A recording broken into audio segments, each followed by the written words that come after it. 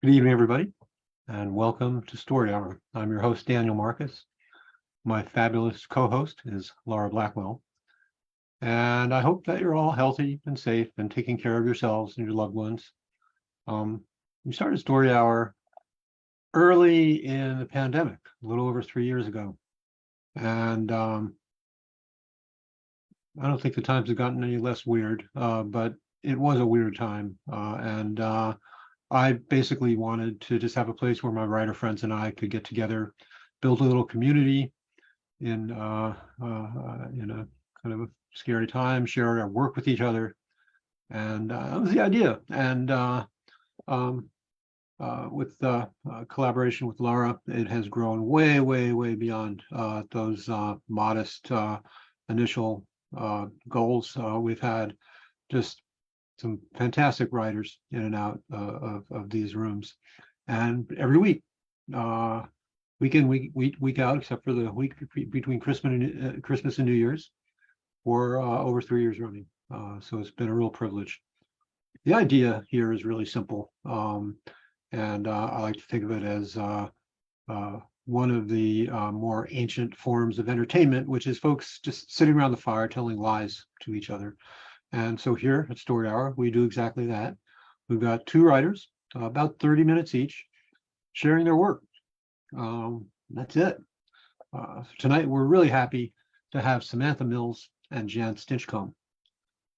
I'm also really happy to announce that we have received a SIFWA Givers Grant for 2023, so we can continue to keep the lights on and these rooms open, and to bring you what we like to believe is some of the best in spoken word speculative fiction that you can get anywhere.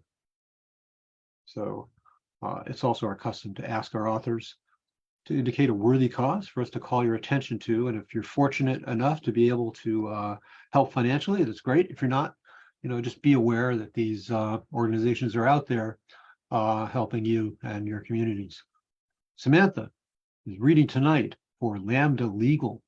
For 5 decades and counting, Lambda Legal has proudly served as attorneys for the LGBTQ plus community and people living with HIV. lambdalegal.org. Please check it out. Jan is reading tonight for the Willow Domestic Violence Center, willowcenterny.org. Their mission is to prevent domestic violence, ensure that every survivor has access to the services and support needed along the journey to a safe and empowered life.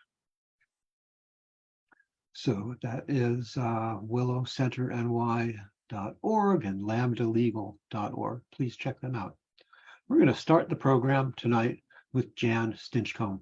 Jan is the author of Verushka from Journalstone 2023, The Kelping, Blood Trail, and Find the Girl.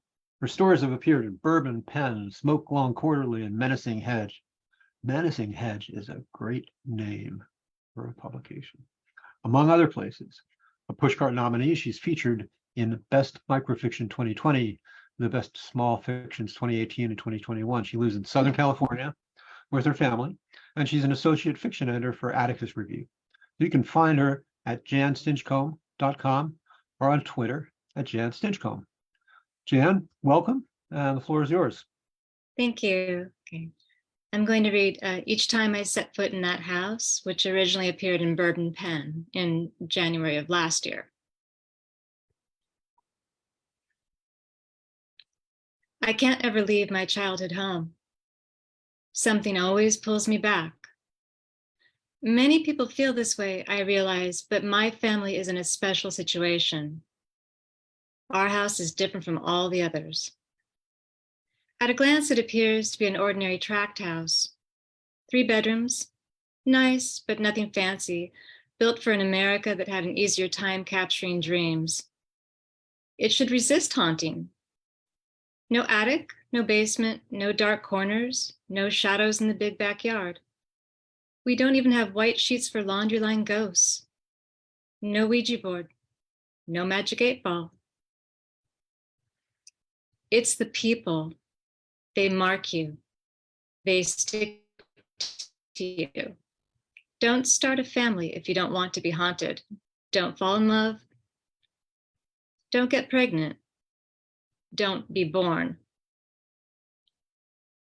Your loved ones will get to you by offering small comforts: strong coffee, See's candies, greasy tacos. They will seduce you with objects like that one sake set, but when you have it appraised, you learn it isn't valuable at all. The power of stories incessantly reported by your parents has imbued it with an unearned charm. They will enchant you with wallpaper. Our kitchen wallpaper is magical, a Mediterranean scene in sun-bleached blues, greens, and reds, forever transporting the viewer to a fantasy of Italy. All through my childhood, visitors would comment on the wallpaper. Everybody admired it, from little kids running through the house to my parents' cocktail party guests. The wallpaper was there when my parents inherited the place from Dad's family, and they never took it down. The pattern, the exterior of a building, trailing vines, a few cobblestones, a Juliet balcony spilling flowers. I could draw this scene from memory, and when I went to Italy for my honeymoon, I kept looking for it everywhere. I didn't realize what I was doing until my husband took me aside. You keep getting distracted. Is it the jet lag? Are you dehydrated? No, sorry, I promise I'll stop. Is something wrong? Nothing was wrong. I was simply learning that I could not escape my childhood kitchen. I tried to explain this in halting Italian to a nice older woman who served us in a dark restaurant, but she did not understand me. Her face lit up and she started talking about the sacred nature of what one's own mother cooks, the taste of it, the love of it. No, that was not what I meant. I would never turn my back on my family, but I learned early on to be careful with visits home. The most disturbing things happen. It can be dangerous. I always think it's going to be okay. Everyone seems fine. My dad is busy, comedic, athletic, rarely home. My sister Molly is eternally young and pretty. My mom breezes in and out, her days full, her schedule crammed with so many activities she can't possibly accommodate all her friends. I'm the lazy one, the kid who is going nowhere. But this can't be true. I was the star. How do they forget this every time? After the first round of hugs and greetings, nobody says much to me. This is typical, I tell myself. They can't stop thinking of you as the baby. You'll stay for a week and then you can pack your bags and drive off. You'll have had your visit. The days go by. It's like I never moved away, like I've just graduated and they're waiting for me to announce my plans. Like I have no life outside this house. It is twilight when my mother comes to me. I am sitting in the living room, the formal room for entertaining guests, instead of the family room where the TV is. I know Mom wants to talk about something. I have felt it building for days. Her heels click against the wood floor and startle me. I put down the old magazine I've been flipping through. Look at you. Why are you dressed like that? She is wearing a plain white wedding dress, sleeveless, hitting just above the knee, and basic white pumps. She has a white headband in her auburn hair, which is flipped up at the ends. It's a good look, an advertisement for the simplicity of the 1960s. Much more casual than the clothes she usually favors. I can tell she is a bride by the little bouquet of lilies of the valley she is carrying. What's the occasion? Are you going to a costume party with your friends? Of course not. This is my wedding dress. No, it isn't. I rise to get the wedding album, but she blocks me. You don't show enough respect. I'm sorry, I say, though I'm confused. For what exactly? For 1968. I don't know what 1968 means to her. I mentally scroll through an old college syllabus and find student protests, Bobby Kennedy, and a space mission. I try to remember what her actual wedding dress looks like. You will always have a home here. You know that, don't you? Yes, Mom, I know. I come home whenever I can. The sake set rattles gently inside the china closet. And then it's over. She walks away. In the morning, there is strong coffee, breakfast tacos. As we sit at the table in the glow of the Mediterranean wallpaper, I am the only one eating. I try to catch Molly's eye, but all she does is cradle her empty coffee cup and retreat into herself. I wait all day for the chance to be alone. Dad disappears with his golf clubs. Mom and Molly go outside to garden, but I plead headache. When I hear the back door shut, I tear through all the closets. I search the bookshelves and the trunk at the foot of my parents' bed. I can't find the wedding album anywhere. If I can get my sister to some natural setting, a beach or a hiking trail, it will be easier to talk. We take the winding road out to our favorite beach, and by the time we get there, the place is fogged in and freezing. What a great idea you had, she says. Sorry, I thought you could use some fresh air. Don't worry about me. She spreads out the beach blanket, then kneels down and hands me one of the sandwiches we brought along, hot pastrami from the local deli. She pops open a cream soda but doesn't drink. This has been our beach meal since we were little. Honestly, Meg, you're the one everybody worries about. Oh, please. Seriously, you keep coming back here like you expect things to change. It's not fair to me, and certainly not fair to Mom and Dad. The accident was too much for them. They're unable to navigate time. Dad is stuck and Mom is flailing, grabbing onto random dates. Are you saying you don't want me to come home anymore? My sister won't ever answer this question. Some rule must bind her, or maybe she doesn't want to hurt me. A huge goal lands a few feet away from Molly. I jump up to scare him away. Watch out, he'll steal your food. He can't see me, Meg. You're all alone on the beach. My sister flickers, then disappears. The sun comes out for a split second, but it does not warm me. I don't bring my family to the house.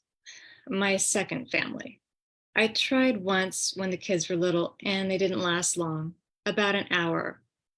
They wouldn't stop screaming, and they became so feverish they were hot to the touch. My daughter ended up with a ruptured eardrum.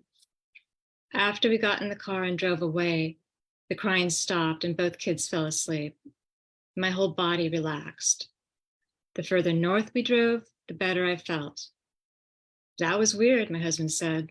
I'm so glad it's over. What I wouldn't give for survivor's guilt.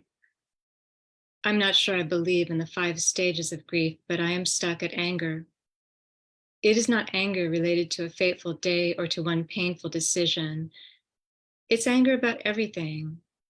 How my father is largely absent, how my mother is self-involved, how my sister has made an art of erasing herself. It's the shameful sensation of being forever stuck in one particular summer each time I step through the door. I'm a grown woman with a job and children, but my family is somehow incapable of knowing this. A golf ball rolls down the hall, makes a left at the kitchen, and then continues on to the family room. It loses speed as it crosses the rug and finally knocks against my foot, where it stops. My dad is not far behind. He is glorious, a champion in adorably retro golf clothes. Sweetheart, there's something I need to talk to you about. Pretending surprise, I give him my full attention. There has been a tragedy. Your mother and your sister. Meg, I don't know how to say it.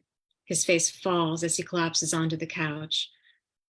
We've had this conversation many times before. I know, Dad, I know. The car accident. When you were driving home from Haley's wedding, I didn't go because I had a sore throat.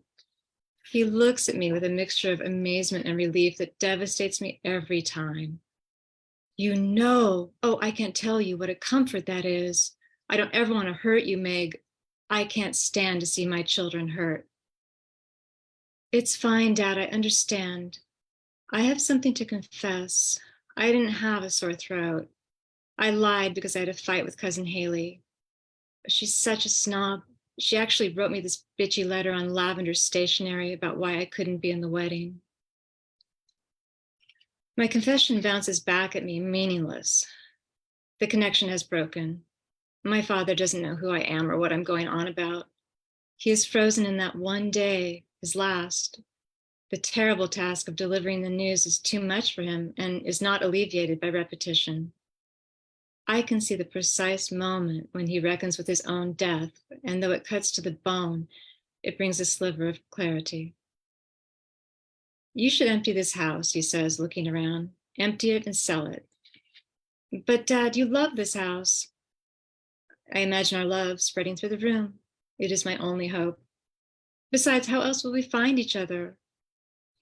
By way of response, he is gone. I did not even look away, and somehow he is gone. The house is devoid of life.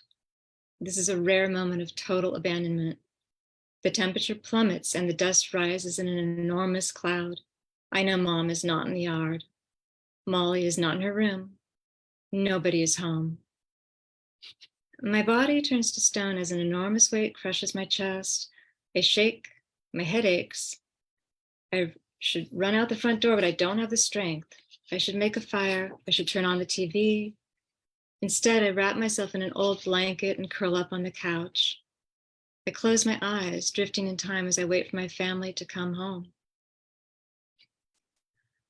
The very first time they returned, I was alone in the house. Although I had made a good effort to clear the clutter, I knew I would never sell.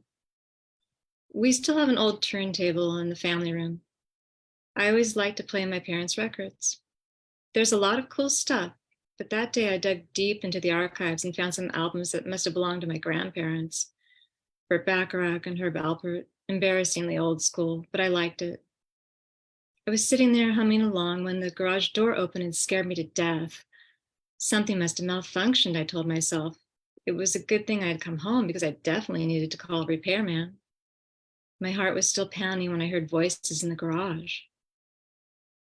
All it takes is a word, a syllable, and you know it's your family. Your mom's sigh, your sister's laugh, your dad's cologne. Then, the familiar sound of keys in the doorknob. I started crying. I could feel something happening inside my brain, chemicals coursing, much like I experienced when I'd first heard the news. The door opened and my family entered the house. It could not have been more natural. My father greeted me in his buoyant way. My mother smirked and asked about my symptoms. Molly tossed me one of those little ribbon-bound bundles of Jordan almonds. They were still dressed for Haley's wedding. I spent most of my time standing and watching in silence. I followed them from room to room, afraid to disturb the spell. I thought, maybe this happens to a lot of families. Maybe this is another secret aspect of grief, one that must be guarded. I did not want it to end. In fact, I wanted to go all the way back to childhood if possible. I wanted to keep the four of us at home forever. They had been dead for 9 months. I learned how to keep them in my life. I can't stay away for more than 3 months without experiencing a paralyzing yearning, and I can't stay with them for long. By the time a week has passed, I can no longer tell the difference between the living and the dead. I begin to forget the details of my own life and find myself settling into their death year. I lose my appetite and sleep most of the day. I have always lied to my poor husband. After we married, I told him we would rent out my parents' house when I was ready. I explained how I needed to check on the property from time to time, and he would allow me to disappear. The house evolved into a costly office space for me. I have a proofreading job, but my husband thinks I am writing a book. Whenever I take time off to write in my parents' house, his mother comes to help with the kids. It is an ideal arrangement. People no longer mention the property or tell me what to do with it. My friends in real estate have stopped pestering me. Old neighbors, happy I am maintaining the place, nod and wave when they see me drive up. There you are, Molly says to me. I'm sitting in the backyard, but I don't know how I got there. As soon as I start losing time like this, I know I should leave. I need the anchor of the home and family I built after the accident. I toss my head back to study my sister's beautiful face. She looks younger than me. She always will. Where are Mom and Dad? Inside. Molly sits down next to me and lays a cold hand on my knee. Do you want me to help you pack? It's okay, I don't have much. Meg, I want you to do something for me. Tell me your children's names. Panic. The light shifts. I feel like I'm drunk at a party. The answer to Molly's question is on the tip of my tongue. I try to brush her off. How do you even know their names? They were born after your death. I know because you told me, because you keep talking to me, visiting us, coming home. Otherwise, I wouldn't know anything about your life. Do you understand what I am saying? I glare at my sister. Why am I in trouble? Did I do something wrong? Everything I did for love, I swear. Look, I'll go, okay? I'm sure their names will come back to me when I'm driving. I know they both start with M. Hurry, please, hurry so you can find your way home. Give me a break. I've lived in this town my whole life. I couldn't get lost if I tried. This is a real sister fight. Quick anger, quick tears. It's so nice here. Molly, please, this is my home. Molly is done talking. The champion of staring contest. She was never one to lecture. I always thought her stubborn silence was a big sister trick, but now I wonder if it is a way of ghosts. In a blink, we are inside, walking down the hallway. I see Molly carrying my suitcase out to my car. I have seen her do this a million times. My parents say goodbye to me without looking up. Dad is watching golf on TV while Mom busies herself in the kitchen. You would think I was only running to the store. You would think no time had passed at all. The wallpaper glows, casting a sunset light across the whole house. I try to leave, but my heart stays behind. When I step back inside the house for a second, Molly whirls around. I want to see Mom and Dad one more time to fix them in my mind, but they're already gone. Everything is silent. Before I can get to my car, Molly disappears. I am lightheaded as I start the engine and put my foot on the gas. I have to be quick now before I lose everything. The race is on.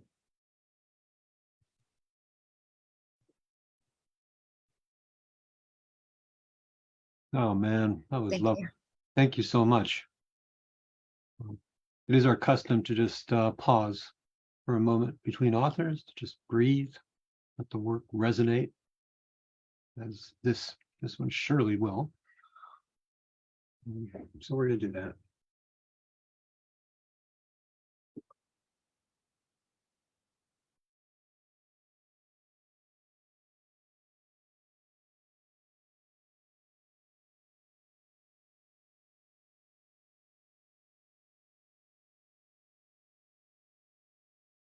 All right.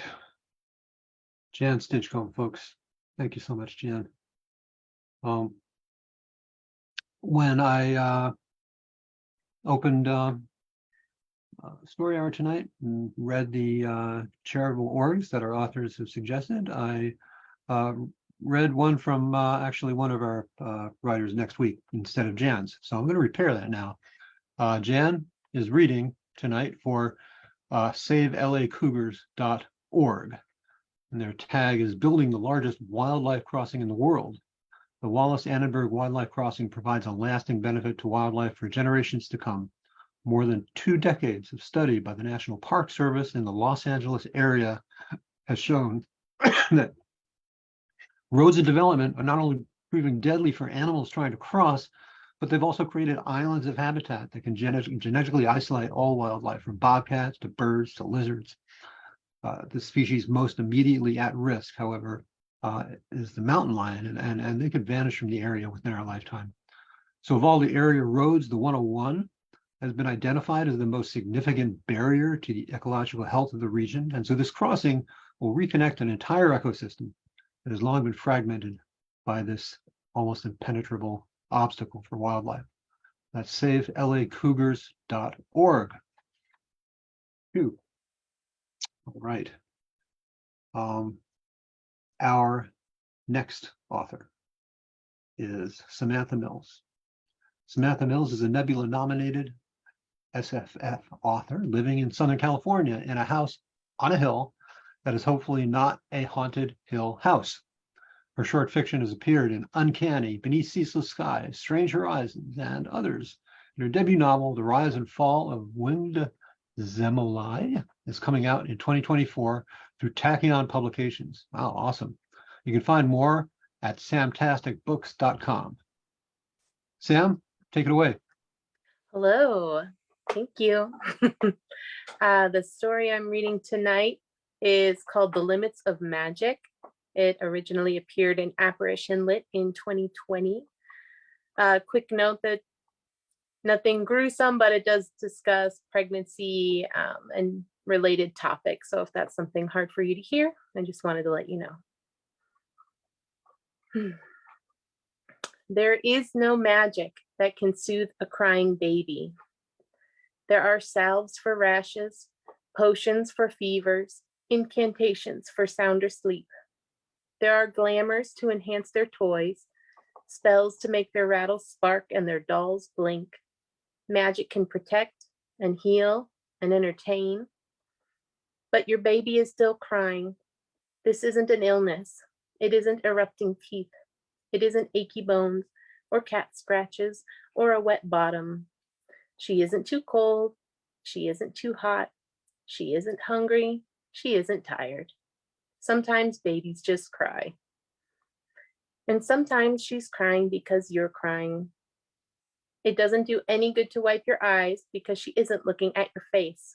She's responding to the tension in your arm and shoulder as you walk her back and forth. She's responding to the timbre of your voice, increasingly desperate. There is no magic that can soothe your grief, so there is no magic that can soothe your baby. He shouldn't have gone alone. There is no magic that can bring him back. Once he set his mind to the task, there wasn't a spell in the world that could stop him. But you would have tried. There are talismans to reveal potential futures and charms to make listeners more amenable, and if all else fails, wards to block a door. Instead, you woke up to the baby's pre-cry snuffling, and you stagger yawned over to her cradle. It wasn't until you were in your chair, wincing at the first greedy tug on your nipple, that you realized your bed was empty. The nights are always cold in the desert, but that one was positively freezing. A little voice of denial suggested that he might be outside, but it didn't hold sway for long. You knew the truth. His side of the bed had been empty for hours, from the moment your head hit the pillow after her midnight meal.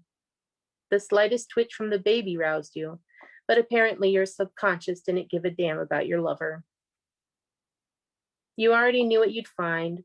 The horse is gone, and a messenger bird caged in their place. He wouldn't leave you stranded, but he would slow you down. It was an argument he ended without even giving you a chance to shout. He should have told you what he was planning to do, but as soon as the baby was born, he got this idea fixed in his head as though you were suddenly incapable of defending yourself. But you'd been capable of running away with him. You'd been capable of fighting off the Perandian guards, 6 young men you ate breakfast with every morning before you betrayed them. You had been perfectly capable of calling up the stands on Malkin Road when the slither beast would have consumed your entire party and ended the escape right there. And now he's left you behind. By the time you receive help from the caravan, he is already re-enlisted with the Sanduran High Command. By the time you track him down on your borrowed horse, he's already dead. You had a chance to prevent all of this, but you chose to hide. There is no magic that can stop a war.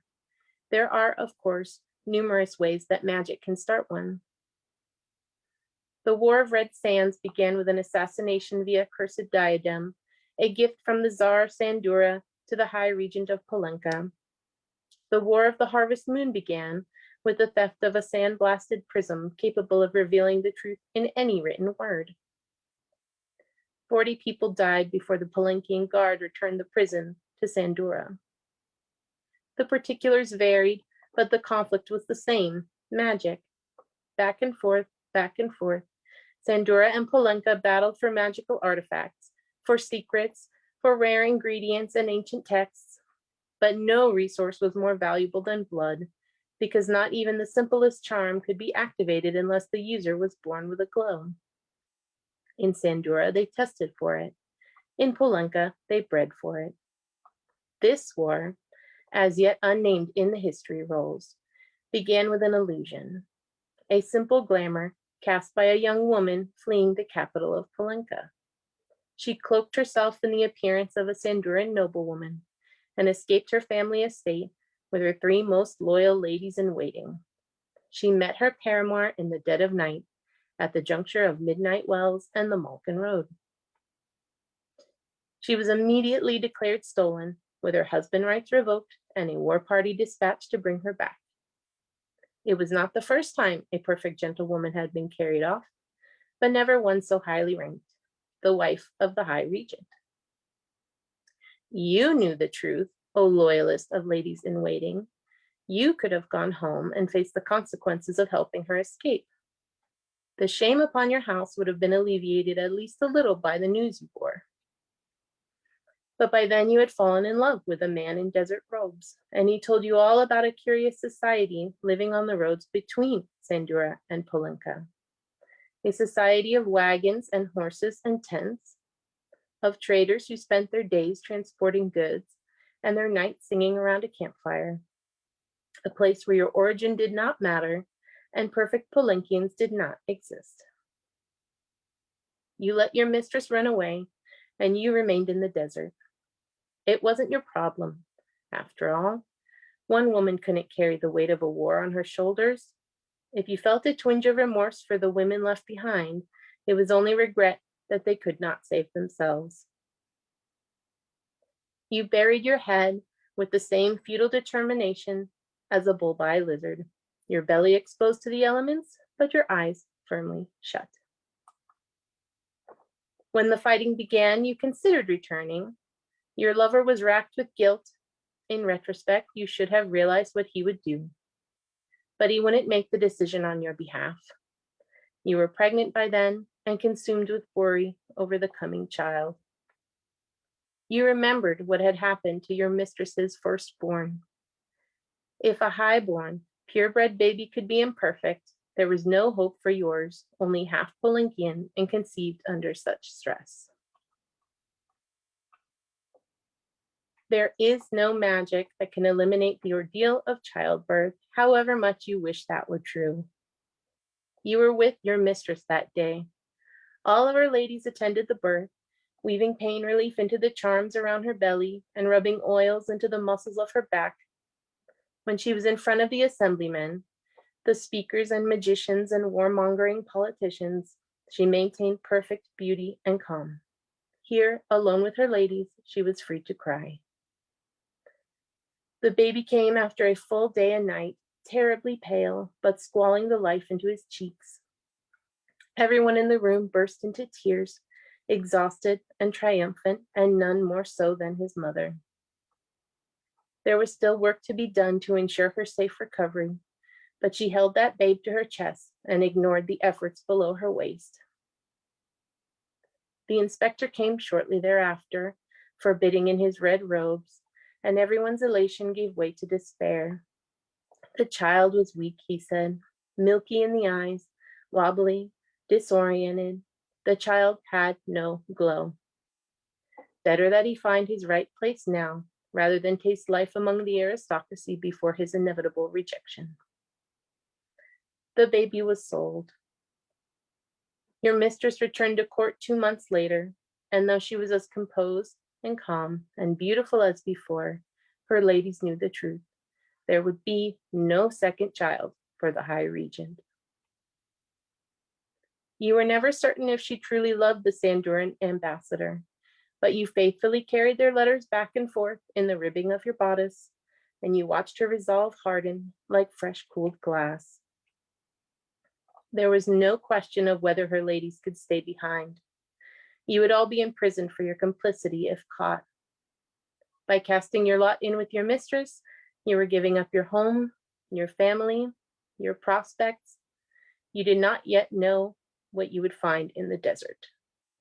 And all because you had conspired not to marry. There is no magic that can turn a red-cheeked girl into a pale-faced noblewoman. That takes a long and tiresome education. You excelled at your studies, dancing and fluting, mathematics and astronomy, spells and sand sculpting, The pursuits of the lady. Your father hinted at your coming betrothal, a match that would serve him well in the Hall of Representatives. You acquiesced, but as the day approached, you found you could not go through with it, and you turned to magic for a solution. You found something, a very old blood ritual to repress the woman's natural cycle. It existed in no book, but was whispered about extensively in the bathhouse. When the time came for nuptial negotiations, you told the midwife you thought you might be deficient. You sounded very worried, which, of course, you were. At the end of the inspection, she stared at your face for so long you thought you'd faint from holding your breath. It was her field. Of course she knew. She asked very softly if you understood what you were giving up. For the first time in your life, you wondered how someone became a midwife, outside the system, and yet inextricably tangled up in it. You hesitated, the specter of your father filled with furious disappointment in your thoughts. You shook him off and thought of your mother instead, fallen in her 6th attempt at that most noble pursuit, birthing a perfect son. You said yes, very firmly, though your confidence was a lie. The midwife told your father the bad news. You were not fit to bear children. He had no sons and no marriageable daughters. It was a blow, but only a temporary one. By the time you applied to be a lady in waiting, he was married again, to a girl scarcely older than yourself. She seemed eager to fill the nursery, but then she was the youngest of her siblings and had not seen what it entailed. Imagine how much different things would be if you were a boy. There is no magic that can change the circumstances of your birth. Your mother told you about it often, when you were wrapped in her arms in the nursery. She knew you were going to be a girl by the midwife's auguries, and secretly she was glad. Boys grow up and leave, she said. When your father is gone and your brothers are keeping wives of their own, who will be there for me? You never had any brothers. You watched your mother grow and shrink, grow and shrink. 3 times she carried a boy, and your father was more attentive than you'd ever seen him. Privately, your mother confessed it would be such a relief to be done. But none of them glowed. The inspector took them away, and they became somebody else's sons. Your mother's 6th pregnancy, which she desperately hoped would yield her 2nd legitimate child, was her undoing. A rupture, the midwife said, from previous scarring. There is no magic that can stop a hemorrhage on that scale. You left the nursery shortly thereafter, and only then understood the degree to which your mother had sheltered you. In that realm of noble women and babies, the machinations of the assembly were watered down to etiquette lessons. Food and shelter were a given, and not dependent upon proving one's worth to a male benefactor. A lie, of course, because it was your mother paying for your safe upbringing. She hid the truth out of love for you. She meant to be there, to soften the blow when the time came, but you found out by yourself. Sometimes you fantasize that you could have stayed in the nursery forever and never entered the world of men at all. But there is no magic that can keep you young. Eventually, if the gods see fit to let you live, you become an adult. And then, regardless of the world that raised you, you are responsible for shaping the world you find. You only wish you had learned this lesson sooner. There is no magic that can make you a good woman in Palenka. That is a lesson passed down from mother to daughter, and what your mother learned from her mother was this: a quiet life is a happy life. Speak little, smile often. There is grace in forgiveness. There is no grace in resentment. The home is the expression of the soul, and the woman is its caretaker. Bearing children is an act of worship and an act of patriotism. Women are the soil in which the seeds of the future are nurtured. It is a responsibility. It is an honor. If there is only one lesson you impart upon your own future daughter, it must be this: be grateful for the man who provides the home you get to keep. However, your mother lied. It is the duality of the lie, the simultaneous burden of the home and honor of the home, that makes it so difficult to resist. If a Palenquian girl questions her fate, she often finds the quickest to rage is not her father, but her mother. The women of Palenque spend their lives simmering in resentment and perfecting ways to hide it. The worse their burden, the more fiercely they embrace it, because if they pause for one moment, if they look back at the course of their lives and acknowledge what has been done to them, they will collapse with grief. Instead, they insist that it is right. They insist their lives are precisely as they are meant to be, and they mold their daughters to the same path. They do unto others what was done unto them, and by assuming the mantle of authority that once hurt them, they justify their upbringing. But a cycle can be broken. Painfully, yes. Slowly, yes. It will take a generation of mothers to confront the truth of their lives, to acknowledge the years and opportunities robbed from them, to consciously decide not to ask the same from their daughters. It will take a generation of mothers admitting that there is no magic that is worth the loss of your unglowing children. There is no magic that can make you want this life, this home, this silence, this submission. There is no magic that can bury your resentment, that can bring back your youth, that can unspeak those vows, that can unsmile those smiles, that can change all of those unhappy yeses to firm no's. There is no magic that can eliminate your desire for more. There is no magic that can fix any of those things, so you tuck your sleeping child into the arms of another woman and try not to imagine her distress upon waking up. You ride home, and as you ride, you weave powerful wards around your body.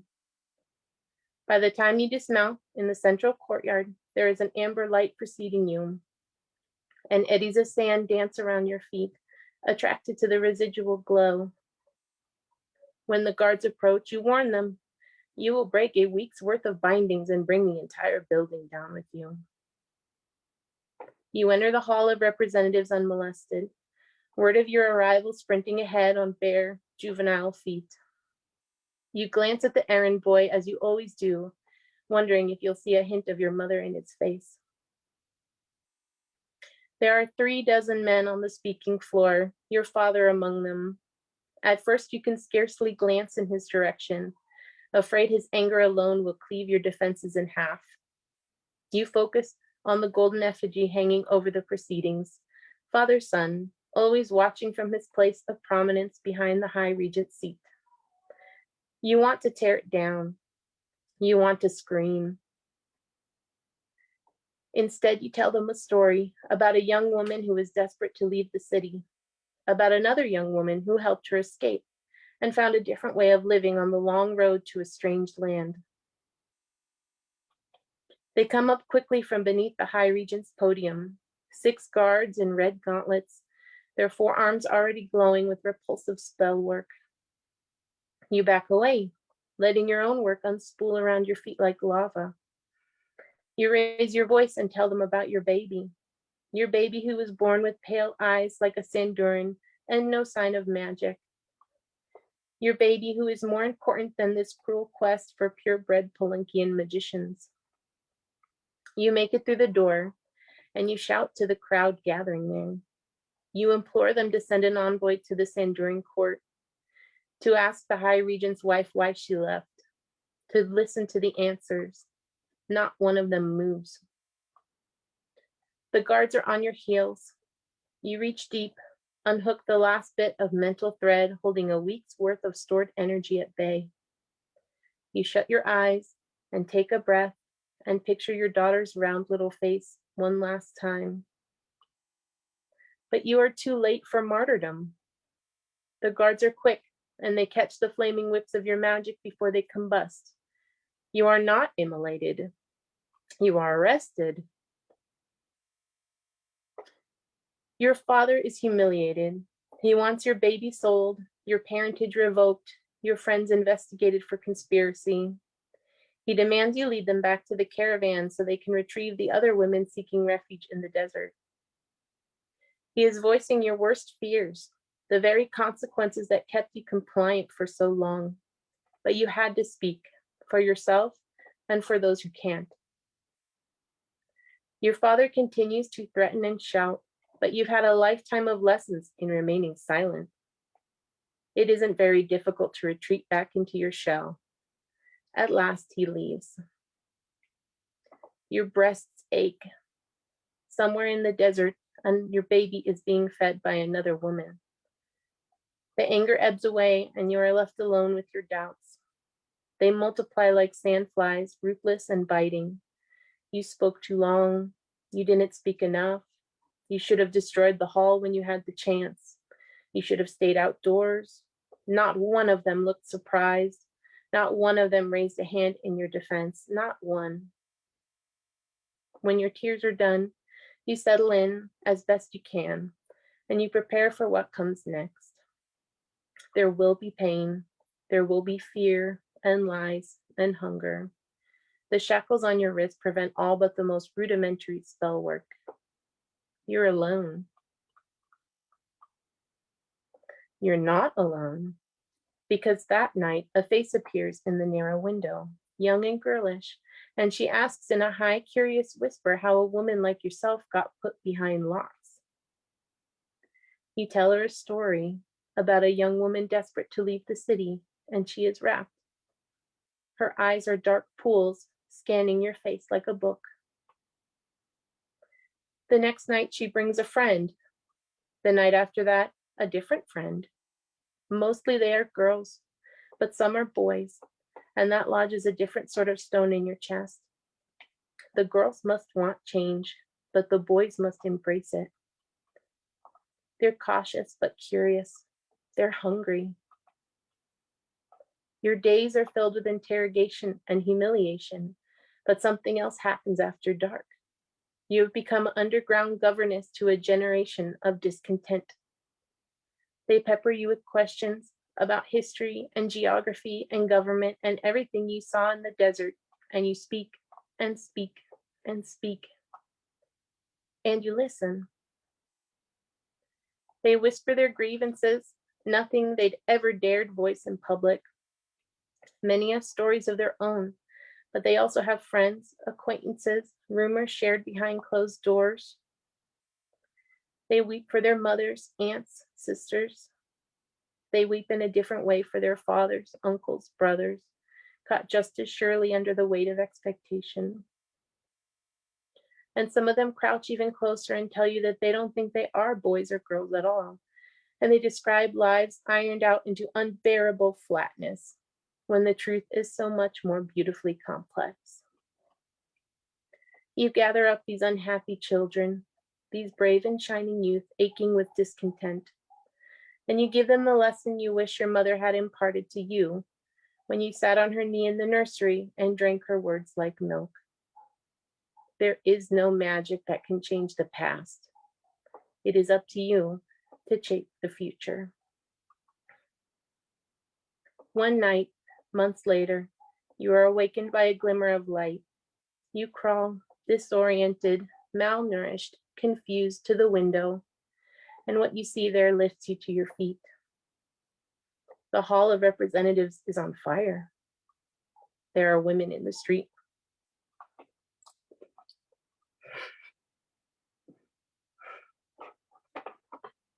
Yeah.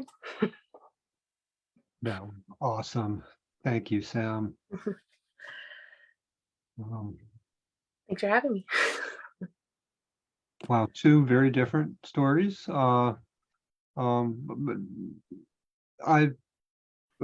similar in one sense, in that both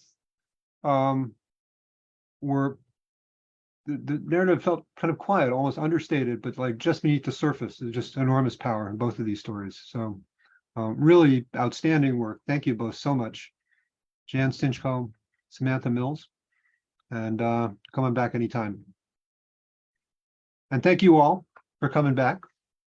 I want to thank my co-host Laura Blackwell, without whom this just wouldn't work at all. So next week, we're going to have Jennifer Hudak and Isabel J. Kim. Until then, Take care of yourselves, take care of each other, and we'll see you next time. Good night, everybody. Good night.